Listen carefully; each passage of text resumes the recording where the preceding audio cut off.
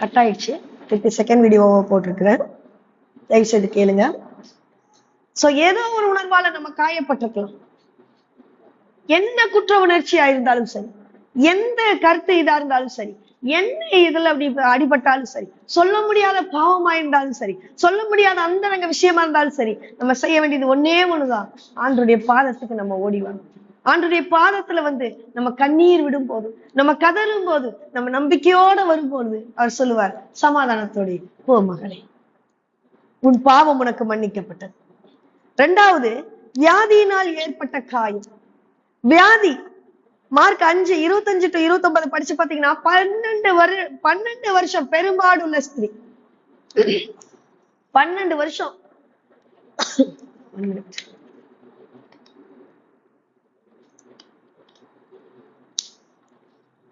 12 வருஷம் அவள் உதிரப்போக்கு நிற்கல. அவ போகாத ஹாஸ்பிட்டல் இல்ல. தன் சொத்தையெல்லாம் அதுல செலவழிச்சு இழந்து போறான். ஆனாலும் சுகம் கிடைக்கல. யோசிச்சு பாருங்க. இயேசுவை பற்றி அவள் அறிகிறாள். அவளுக்கு ஒருவேளை அதுக்கு முன்னால இயேசுவை பத்தி தெரிஞ்சிருக்காம இருக்கலாம். இயேசுவை பத்தி அவள் அறிகிறாள். இயேசு யார் என்று தெரிந்து கொள்கிறாள்.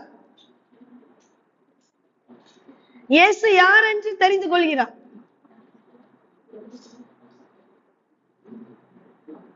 இல்ல வேணும். இயேசு யார் என்று தெரிந்து கொள்கிறார். பார்க்கிறார், எப்படியாவது இயேசுகிட்ட நம்ம வந்துடணும், எப்படியாவது இயேசுகிட்ட நம்ம நெருங்கிடணும். அவரை தொடர்ந்து சாதாரண விஷயம் இல்ல, அவர்கிட்ட பேசுறது சாதாரண விஷயம் இல்ல. அவர்கிட்ட நம்மளால பேச முடியாது, அவரை நம்மளால பார்க்க கூட முடியாது, அவ்வளோ கூட்டம் அவரை சுத்தி இருக்குது. ஆனாலும் அவளுக்கு ஒரு நம்பிக்கை. இந்த இடையில கைய விட்டு அவரோட ட்ரெஸ்ஸையாச்சும் தொட்டுடலாம். அவன் முகத்தை கூட பார்க்கல, அவன் எதையுமே பார்க்கல. ஆனா இயேசுவோட அங்கி பறந்துட்டு இருக்குது. அந்த அங்கியை லைட்டா தொட்டுடலாம். அந்த அங்கியை தொடுகிறார். ஆண்டவரிடமிருந்து வல்லமை வெளிப்பட்டது. என்னை தொட்டது யார்? சொல்றாரு, எத்தனையோ தொட்டிருப்பாங்களே, கூட்டம் உண்மை நெருக்கிட்டு இருக்கு இல்லையா? இல்லை, என்னிடமிருந்து வல்லமை வெளிப்பட்டது. என்னிடமிருந்து வல்லமை வெளிப்பட்டது. இன்னைக்கு ஆண்டவர்கிட்ட இருந்து வல்லமை வெளிப்பட வேண்டுமா? நீ நம்பி அவர்கிட்ட வா, நம்பி வா. என் பிள்ளைக்கு ஆண்டவர் சுகம் தருவார். என் பிள்ளைக்கு எனக்கு ஆண்டவர் சுகம் தருவார். என் குடும்பத்துல என்னோட இதுல என்னுடைய பிள்ளைக்கு இந்த ஒரு வியாதியை தரவே மாட்டார், எடுத்து போடுவார். நம்பி வந்தியா? அந்த 12 வருட பெரும் பாடுள்ள ஸ்திரீ நம்பி வந்தா இயேசுவை அறிந்து. இன்னைக்கு எத்தனை பேர் இயேசுவை அறிந்திருக்கிறோம்? இன்னைக்கு எத்தனை பேர் இயேசுவை அறிந்திருக்கிறோம்? ஒரே ஒரு நிமிஷம் நீ நம்பி அவர்கிட்ட வந்தியா?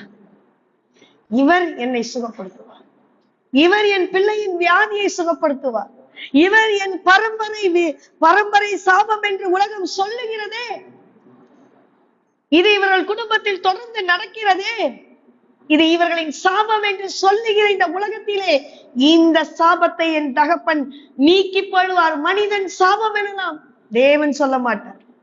அந்த பெண் பாருங்க, மனிதன் விபச்சாரி என்றார், தேவன் சொல்லவில்லை, இயேசு சொல்லல. சமாதானத்துக்கு நீ மனம் திருந்தினல்ல, வந்தல்ல என்கிட்ட, போமா சமாதானத்தோட போ, நீ நல்லா இருக்க. இப்படி சொல்றதுக்கு நமக்கு யாரு இருக்கு? உலகம் 1000 பேசட்டும், உலகம் 1000 சொல்லட்டும், நீ இயேசுவை அறிந்திருக்கிறாய் அல்லவா? உனக்கு இயேசுவை தெரியும் இல்லையா? அப்ப இயேசு கிட்ட நீ தானே வரணும். நீ வந்து கேட்டாதானே கிடைக்கும். நீ வந்தியா? நீ வந்தியா இயேசுகிட்ட? நீ வந்தியா இயேசு கிட்ட? நீ இயேசுவை அறிந்திருந்தாயே, இயேசுவை தேடி வந்தாயா?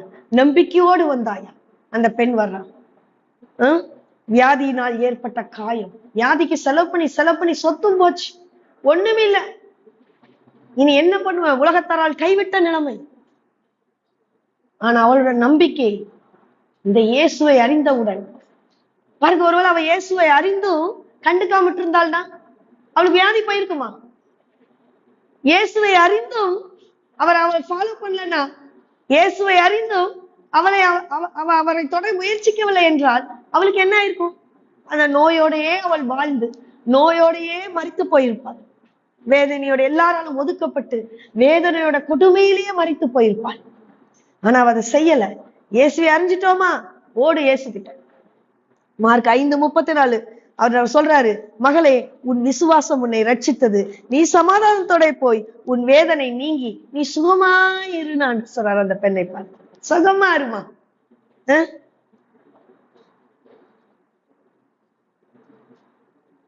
பாவத்தால் நிறைந்திருந்தால், வியாதிகள், வறுமைகள், வேதனைகள் எதுவா இருந்தாலும் எல்லாம் ஆண்டவர் சொல்றாரு, ஒரே வார்த்தையில சொல்றாரு, வருத்தப்பட்டு பாரம் சுமக்கிறவங்க எல்லாம் என்கிட்ட வா, நான் உன்னை உனக்கு இளைப்பாறுதல் தரது நான், என்கிட்ட வாங்குற. நம்ம அதை தவிர எல்லாமே செய்யறோம். ஆண்டவர்கிட்ட கேட்பா, நான் என்ன பாவம் செஞ்ச ஆண்டவரே? கொஸ்டின் வேற இல்ல. என்ன பாவம் செஞ்ச ஆண்டவரே? அவன் நல்லா இருக்கான், இவன் நல்லா இருக்கான், இவன் நல்லா இருக்கா, ஏன் வாய்கிலேயே 7 பேரை பத்தி பேசிட்டு இருக்கா, இவன் நல்லா இருக்கா, நான் நல்லா. என்ன பாவம் செஞ்சேன்? ஏன் எனக்கு இந்த பாவம், ஏன் எனக்கு இந்த வேதனை? சொல்ல ஓடிவான்றது. மூன்றாவதாக வார்த்தைகளினால் ஏற்பட்ட காயம். இது எல்லாத்துக்கும் இருக்கும். வார்த்தைகளினால். மனுஷனுக்கு நாக்கு மட்டும்தான் தேள் மாதிரி, வாய் நல்லா கொட்டுறது எல்லாத்தையும், இல்லையா? அப்போ வார்த்தைகளினால் ஏற்பட்ட காயம். யோபு சொல்றாரு 19:23, நீங்கள் எந்த மட்டும் என் ஆத்துமாவை வருத்தப்படுத்தி வார்த்தைகளால் என்னை நொறுக்குவீர்கள். யோபு சொல்றாரு. ஆண்டவருடைய பக்தன், சன்மார்க்கன், ஆண்டவரை சாட்சித்த பக்தன். அவர் சொல்றாரு, எந்த மட்டும் வார்த்தையால என்னை நொறுக்கி போடுவீங்க. இப்பொழுது 10 தரம் என்னை நிந்தித்தீர்களே, நீங்கள் எனக்கு கடின முகம் காண்பிக்கிறதுனாலே உங்களுக்கு வெட்கம் இல்லை. இது நான் ஃபர்ஸ்ட் படிக்கும்போது எனக்கு புரியாது, சின்னதுல. இப்பதான் புரிஞ்சது, கொஞ்சம் ஒரு மெச்சூர்ட் ஆனப்பதான் புரிஞ்சது. எனக்கு என்கிட்ட நீங்க கடின முகம் காட்டுறீங்க, ஆனா உங்களுக்கு வெட்கம் இல்லை அப்படின்னு என்ன அர்த்தம்? என்கிட்ட கடின முகம், நம்ம எல்லாம் ஒருத்தர்கிட்ட கடின முகம் காட்டிட்டு திருப்பி அவங்கள பார்க்க மாட்டோம், வெக்கப்படுவோம்ல, அந்த வெக்கம் கூட இல்ல. திருப்பி திருப்பி நிந்திக்கிறாங்க அவனை பார்த்து. 10 முறை நிந்திக்கிறார்கள், ஆனாலும் அவர்களுக்கு வெட்கம் இல்லை. என் முகத்தை பார்த்து பார்த்து என்னைய வார்த்தைகளால காயப்படுத்துறாங்க. யோபு சொல்றாரு, சங்கீதம் 41:5-9 சங்கீதக்காரன் சொல்றாரு, அவன் எப்பொழுது சாவான், அவன் பேர் எப்பொழுது அழியும் என்று என் சத்துருக்கள் எனக்கு விரோதமாய் சொல்றார். இவன் எப்ப சத்து தொலைவான், இவன் பேர் இந்த பூமியிலே கூடாது, தாவீதாவது ராஜாவாவது, அவன் என் பேர் எப்ப அழியும், சத்துருக்கள் காத்துட்டு இருக்கிறாங்க ஆண்டவரே. தாவீது சொல்றாரு. அடுத்து சொல்றாரு பாரு, ஒருவன் என்னை பார்க்க வந்தால் வஞ்சனையாய் பேசுகிறான். பார்க்க வந்தா எப்படி பேசுறான்? நம்ம சர்ச்சில் எல்லாம் பேசுவோமே, வணக்கம், நல்லா இருக்கீங்களா, உள்ள எரியும் அவனுக்கு.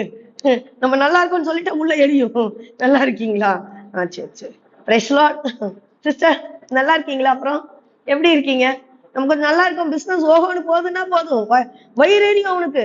வஞ்சனையாய் பேசுகிறான், வஞ்சனையாய் பேசுகிறான். அவன் தன் இருதயத்தில் அக்கிரமத்தை சேர்த்து கொண்டு தெருவில் போய் அதை தூச்சுகிறான். நம்மளை பத்தி தெருவெல்லாம் தூற்றுறோம். யார் சொல்றது? தாவீது சொல்றாரு இந்த மாதிரி. அவருக்கே அந்த நிலைமைதான். என் பகைஞர் எல்லாரும் என் மேல் முறுமுறுத்து எனக்கு விரோதமாயிருந்து எனக்கு பொல்லாங்கு நினைத்து. தாவீது எவ்வளவு கஷ்டப்பட்டு இருக்காரு பாருங்க, எத்தனை வேதனையில இந்த சங்கீதத்தை எழுதுறாங்க. அப்படி வசனம் கேட்கும் போது ரசிக்கணுங்க, ரசிக்கணும், தூக்கம் வரக்கூடாது. வசனம் கேட்கும் போது உங்களுக்கு தூக்கம் வந்துன்னா சம்திங் ராங், புரியுதா? சம்திங் ராங் உங்ககிட்ட இருக்கு. வசனம் கேட்கும் போது ரசிக்கணும். தாவீதோட வசனத்தை பாருங்க, எப்படி சொல்றாரு, தீரா வியாதி அவனை பிடித்துக் கொண்டது, படுக்கையிலே கிடக்கிற அவன் இனி எழுந்திருப்பதில்லை என்கிறார்கள். தீரா வியாதி யாருக்கு? தாவீதுக்கு பிடிச்சிருக்குங்கிறாங்க. அப்ப தாவீதுக்கு தீரா வியாதி இருந்திருக்குல்ல, சொல்றாங்களே எதிரிகள், தீரா வியாதி பிடிச்சிருக்குது, இவன் எந்திரிக்க மாட்டாங்கிறாங்க. ஆண்டவர் என்ன எவ்வளவு வேதனையா இருந்திருக்கு தாவீதுக்கு. இந்த வார்த்தைகள் அவன் காதுல விழும்போது எவ்வளவு கஷ்டம் இருந்திருக்கும் தாவீதுக்கு. என் பிராண சிநேகிதன், என் பிளட் ஃப்ரெண்டுப்பாங்கள, உயிர் ஃப்ரெண்டுப்பாங்கள, என் உயிர் ஃப்ரெண்டு, பிராண சிநேகிதன், நான் நம்பினவனும் என் அப்பம் புசித்தவனும் ஆகிய மனுஷனும் என் மேல் குதிக்கால தூக்குறோம். எங்கூட உட்கார்ந்து சாப்பிட்டவன், நான் நம்பினவனும் என் மேல குதிகால தூக்குறான். ஆண்டவரே, இப்படி தாவீது அனுபவிச்சிருக்கிறார் பாருங்க. நீங்களும் நானும் அனுபவிக்கிறத விடவா இவர் தாவீது அனுபவிக்கல? சொல்லுங்க. எவ்வளவு வசனத்தை படிச்சீங்கன்னா உங்களுக்கு தெரியும். துக்கம், துன்பம், துயரம் எல்லாம் அனுபவிச்சிருக்கிறாங்க. ஆனா அந்த அனுபவிக்கும் போது அவங்க நம்பினது யார? ஆண்டவர் இயேசுவ. அவங்க யார்கிட்ட ஓடி வந்தாங்க? கடவுள்கிட்ட ஓடி வந்தாங்க. கடவுளை விட்டு அவங்க வெளியே ஓடணும். இவ்வளவு துரோகத்திலும் தாவீது கர்த்தரை சார்ந்து கொண்டார். கர்த்தாவே, அடுத்த வசனம் பாருங்க, 10வது வசனம் சொல்றார், கர்த்தாவே நீர் இறங்கி நான் அவர்களுக்கு சரி கட்ட என்னை எழுந்திருக்க பண்ணும். யார்கிட்ட கேட்கிறான்? ஆண்டுகிட்ட கேட்கிறான். நம்ம என்ன சொல்லுவான்? வருவேண்டா, நான் ஒரு நாள் எந்திரிச்சு வருவேன், அப்ப வச்சு செய்வேன். யாரு? நம்ம சொல்றது. அந்த இதுலயும் நம்ம இப்படிதான் சொல்லுவோம். என் பலத்தை பயன்படுத்தி தான் சொல்லுவேன்.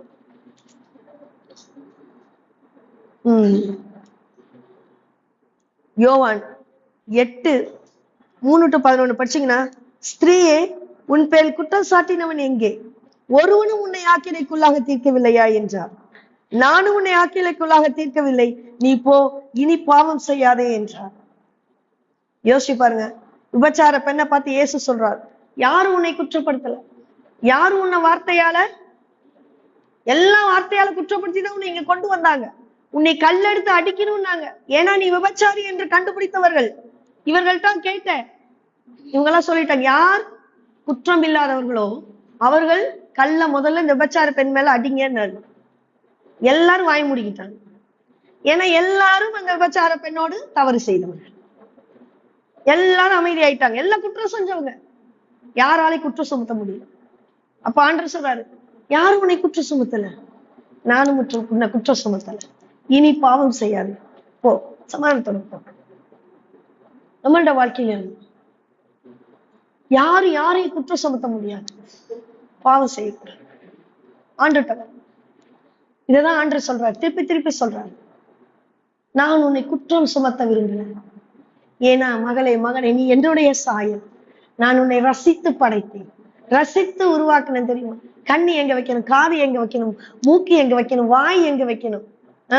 இந்த கண்ணுக்கு கண்ணாடி போடணுமா வேண்டாமா, அந்த மாதிரி கண்ணை வைக்கணுமா கண்ணை வைக்க வேண்டாமா, எப்படி எல்லாரும் ரசிச்சு நம்மளை படைச்சிருக்கிறார். அந்த ரசிச்சு படைச்ச ஆண்டவருக்கு நம்மளை குற்றப்படுத்த முடியல. அதான் உண்மை. அவருடைய அன்பு, அவ்வளவு அன்பு வச்சிருக்கிறார் நம்ம. அந்த அன்பால நம்ம மேல குற்றம் சுமத்த முடியல. அதான் சொல்றாரு, யாரும் உன்னை குற்றப்படுத்தல மகளே, நானும் உன்னை குற்றப்படுத்த விரும்பல, நானும் உன்னை காயப்படுத்த விரும்பல, நீ போ, சுமக்க, இனி இந்த பாவத்தை செய்ய. உங்களை என்னை பார்த்து ஆண்டவர் சொன்னாங்க, இனி பாவத்தை செய்யாது. புரியுதா?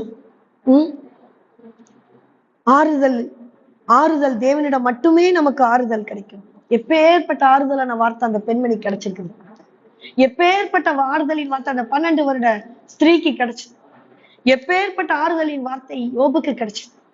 எப்பேற்பட்ட ஆறுதலின் வார்த்தை தாவீதுக்கு கிடைச்சது. எனக்கு உங்களுக்கு கிடைக்காது. எனக்கு உங்களுக்கு கிடைக்காதா? என்ன கிடைக்கும். நம்ம யார்கிட்ட போகணும்? இயேசுட்ட போகணும். 4வது, நன்றி. துரோகத்தினால் ஏற்படும் காயம். நன்றி கெடுதலினாலும் அவமானத்தினாலும் துரோகத்தினாலும் ஏற்படும் காயம். துரோகம் எவ்வளவு பெரிய விஷயம் தெரியும். அதுலதான் ரொம்ப காயம் ஏற்படும். மத்தேயு 26:15-48 பாத்தீங்கன்னா, இந்த கூடவே இருந்த சீஷன் 12 பேர்ல ஒருத்தன் யூதாஸ் காரியோத்து முத்தம் செஞ்சு காட்டி கொடுக்கறான். முத்தம் செஞ்சு துரோகம் எப்படி நடக்குது பாருங்க. இயேசுவே என்று முத்தம் செய்து காட்டி கொடுக்கிறான். அவ்வளவு பெரிய துரோகம் நடக்குது. நமக்கு மட்டும் துரோகம் இல்லை.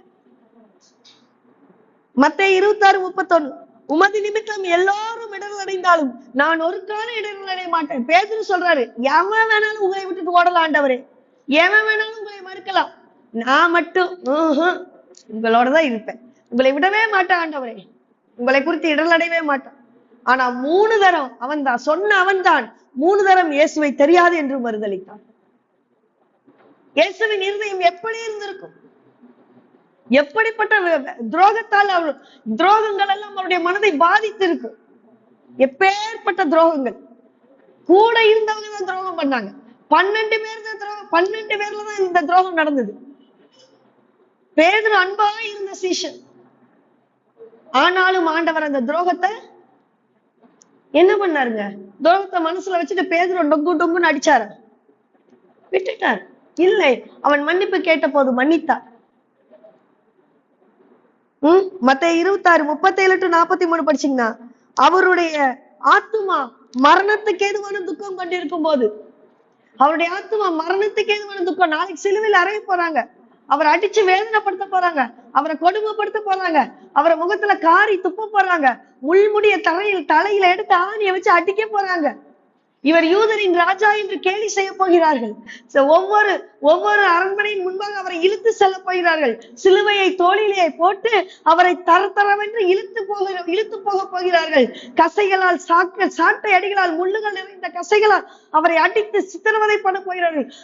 அவருடைய சரீரத்திலே ஒரு சொட்டு ரத்தம் இல்லாமல் அவர் காய்ந்த உருவத்தோடு போக போகிறார். இதை அவர் நினைக்கும் போது அவர் உள்ளம் உடைந்தது. அவர் துக்கப்பட்டார், வேதனைப்பட்டார். கூட 2-3 சீஷனை கூட்டிட்டு போறார், தனக்கு பிரியமான சீஷன். அவங்க என்ன நினைக்கிறாங்க? அவங்க கிட்ட கேட்கிறாரு, எனக்காக நீங்களும் பிரேயர் பண்ணுங்க, முழிச்சிருந்து. இன்னைக்கு ஒரு நாள் முழிச்சிருந்து பிரேயர். ஆனா அவங்க என்ன நினைச்சாங்க? துக்கம் உனக்கு தானே, அந்த துக்கத்தை நாங்க சுமக்க போறது இல்ல. நிம்மதியா தூங்கிட்டாங்க. 2வது முறை கடவுள் எழுப்புறார் இயேசு. இன்னைக்கு ஒரு நாளாச்சும் என்னோட முழிச்சிருந்து ஜெபிக்க கூடாதா? துக்கம் உனக்கு தானே, வலி எனக்கு தெரியாது, உன் வலி உனக்கு தான் தெரியும், எனக்கு இல்ல வலி. துக்கம் எனக்கு கிடையாது. துக்கம் நமக்கு இல்லைன்னா தூக்கம் வரும் பாத்தீங்களா? அடுத்தவனுக்கு துக்கம்னா நமக்கு துக்கம் வரும்.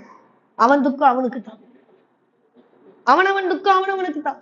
இயேசுவோட தூக்கம், துன்பம் கூட இருந்த 3 சீஷர்களுக்கு புரியல. அன்பா இருந்த சீஷன் யோவான் தோல்று மேல, இங்க தூங்கின இருதயத்தின் மேல, அவருடைய இதயத்தின் மேல் தூங்கின யோவானுக்கு தெரியல.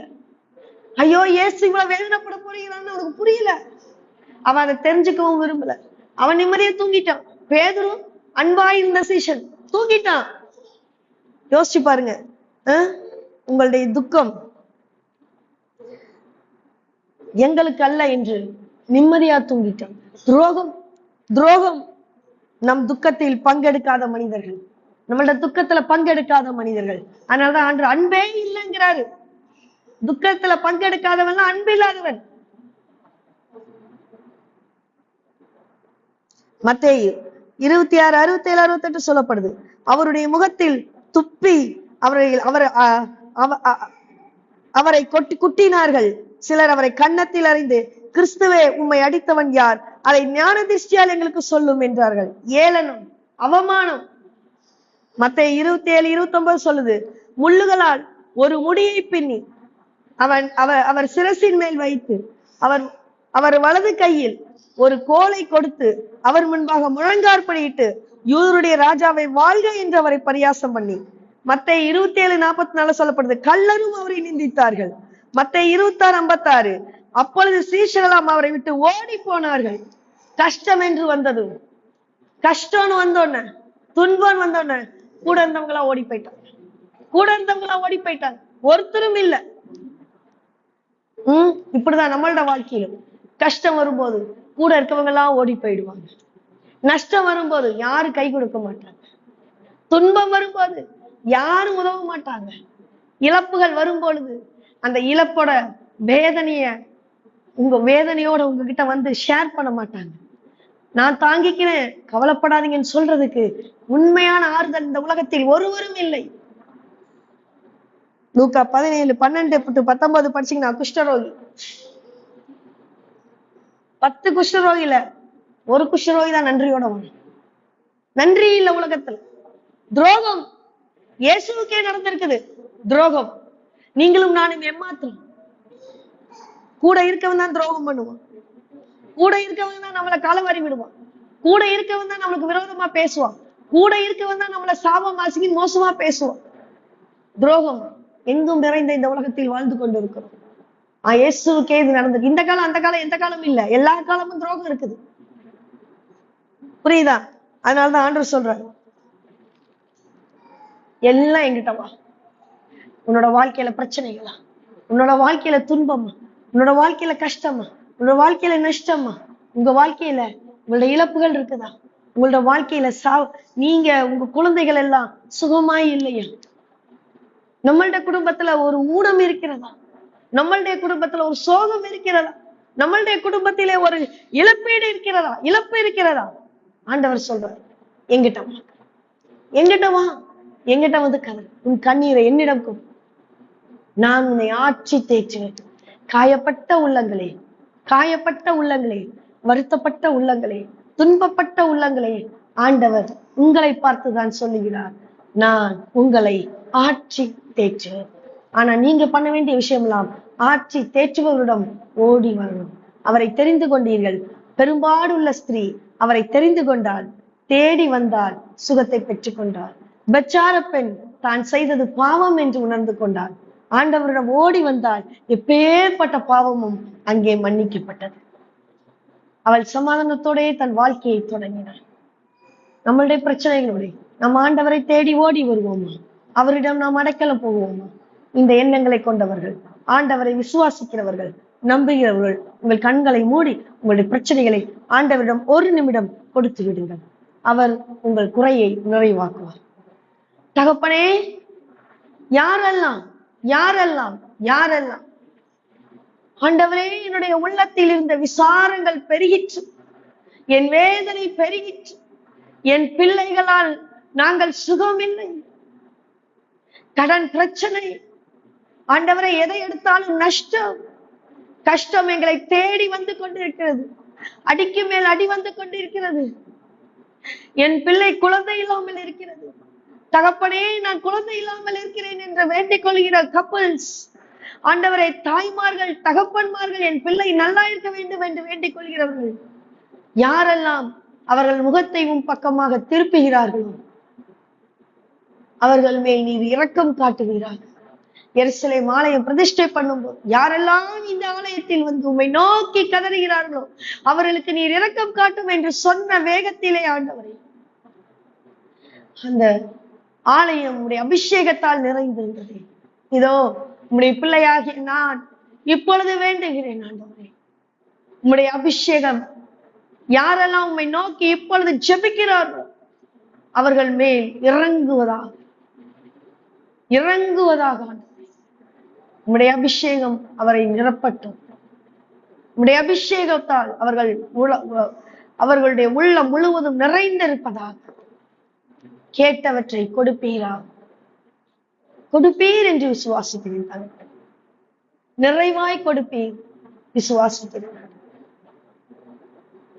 ஜெபங்கேளும் நல்ல பிதாவே, இயேசுவின் மூலம் ஜெபங்கேளும் நல்ல பிதாவே, ஆமென். எனக்கு அருமையானவர்களே, go to YouTube Unshackled Ministry, UNSHACKLED space ministry.